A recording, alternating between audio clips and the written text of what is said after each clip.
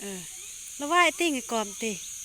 ทักทายสบายดีเนาะมื้อนี้เฮามาเก็บเนาะอยู่แมงแดกแด่เนาะนี่แกะเอาแมงแดกแด่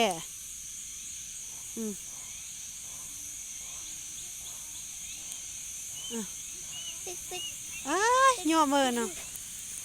นี่เด้หุงนี่นี่นี่เด้หลายอีหลีปานนั้นมันจะว่าบ่มีนี่หุงนี่กอมอ้อตินี่โอ้มันแดดบ่เห็นนี่กำลังออกแต่ว่ายังมีบ่งอยู่เนาะรอเอาพุ่นมันละลายพุ่นเอาหุงไอ้ระวังได้ระวังวงมันถือครัวได้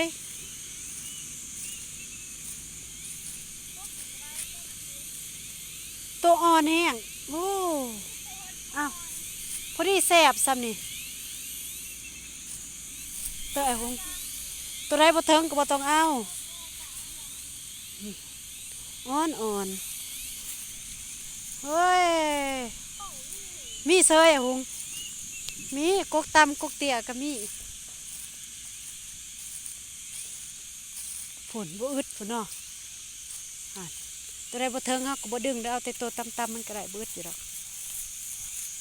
จังได๋ก็เพลแล้วฮักเวลามันคือคนหลายปานนั้นว่าบ่มีพวกนั้นน่ะนี่โควิดเดียวนี่ตัวมันดำตัวมันแก่ล่ะก็เห็นเขาเจ้าถือกระคุเขามามักละลายหรือว่าเขาเก็บอยู่ลุบบ่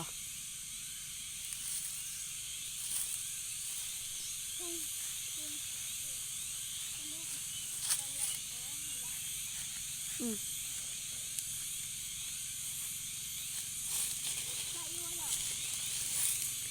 นี่เด้เฮ็ดบ่ฮักเลยเด้กระเพาะแล้วนี่เห็นนี่บ่ฮู้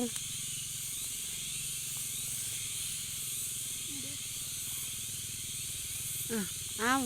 ระวังไปละฮักได้ไปกระเพาะละฮักเอาแต่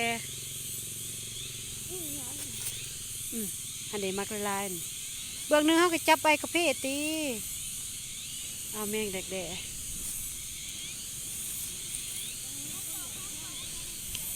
แม่น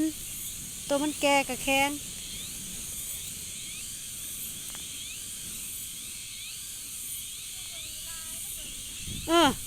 เฮ้ยแล้วเว้ยเนาะเฮ้ยเบื้องเนาะครับเอาหุง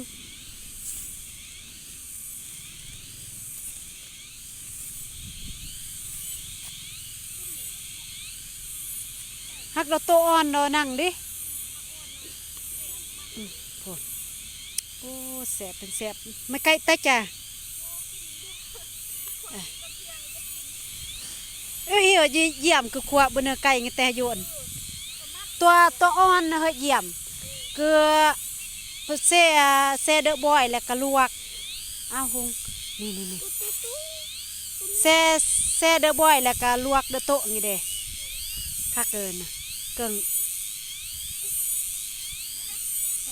น่าได้หงเนาะอันไว้ว่าปรีงี้เลยดองได้อ้ายกึ่งก็เกินไว้ว่าปรีตาดอก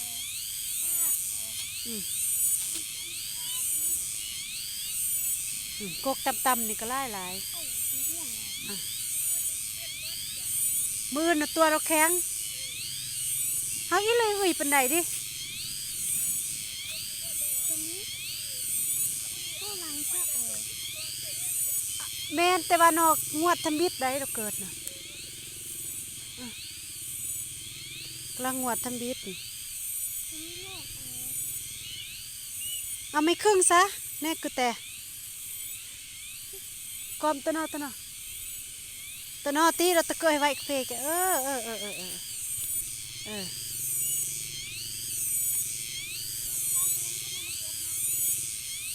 ยังขายขนมก็มาเก็บบ่เขามาขายขนมมันติคนมาขายขนมกันเลยนั่นเด็กโอ้เลย นั่นเด็กตัวนึงเอาปะนั่งดูมอง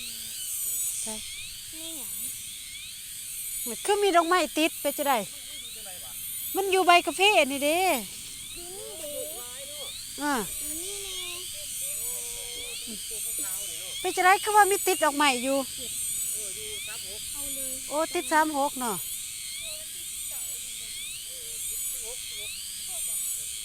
เอาตายหุง เอาตรงนี้ วันที่16มื้อนี้ที่4เอ้า ปิดกันบ่ คือมาติดหลายมื้อแท้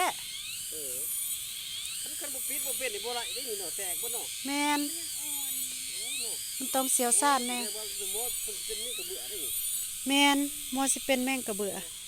บ่ได้กินแล้วข่อยมุนเบิด พวกนี้มุนเบิดนี่มุ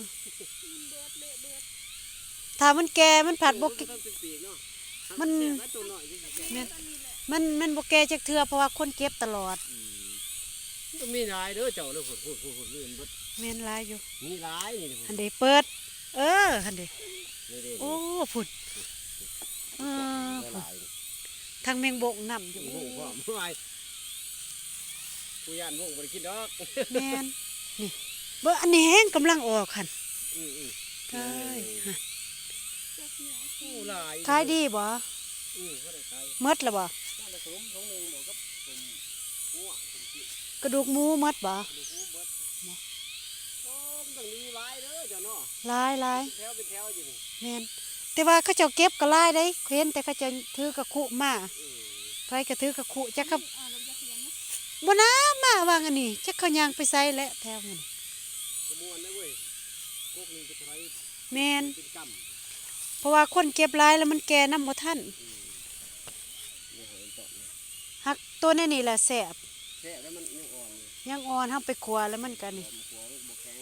มันเสียแข็งมัน แม่นเอาบ่เก็บบ่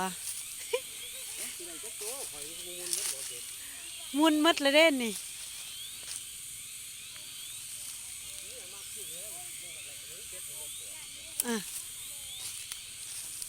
ฝากเก็บได้จะหน่อยเขาเฮ็ดร้านเก็บเงินได้นี่มาเก็บแดกๆนี่ จะน้อยก็เจ้ามาเฮ็ดร้านเก็บเงินนี่เฮาสิได้เสียเงินแล้ว เอ้าได้แล้วบ่ใส่ทู่ได้หลายบ่ทู่โอ้บ่มันตัวอ่อนหลายมันเก็บบ่ม่วน กินพอสมเศร้ายา เยี่ยมคือขวบเบิ่นไก่ไงมื้อนี้ ก็น้องเยี่ยมเขาก็คอยดอง มันได้เอ้ยมุนเลยนะตีกระโกมได้เด้อ มืออื่นนี่เป็นเก็บอยู่ มื้ออื่นนี่คักอยู่มื้ออื่นหักคันเฮาบ่เก็บก็หมู่อีกมาเก็บ ค่อยๆเอาค่อยๆเด็ดเอา แม่นคอยเล่มเอาคอยจับเอา มากินอยู่แล้วคง มีแต่บ่ให้กาแฟเราฮักคันกาแฟเราฮักแล้วเฮาสิบ่ได้เก็บ คงเงยหน่อยแต่บัดเห็นบ่ แม่น คงสิหน่อยเนาะ แม่น มันก็ม่วนแล้วบ่เก็บเนี่ยอ่อนนุ่มๆเด้อ โอ้ยพุ่นเอาหุงมันหลายอยู่หักเอาบ่ได้นี่เสียจะได้นั่งเก็บเอาโลดเอาหุงไปแม่นปลานี่แล้วเมี่ยงแดกๆเป็นอาหารที่แซ่บที่สุดตามฤดูพี่น้องมันจะมีทุกปีพุ่นดินเดวๆอยู่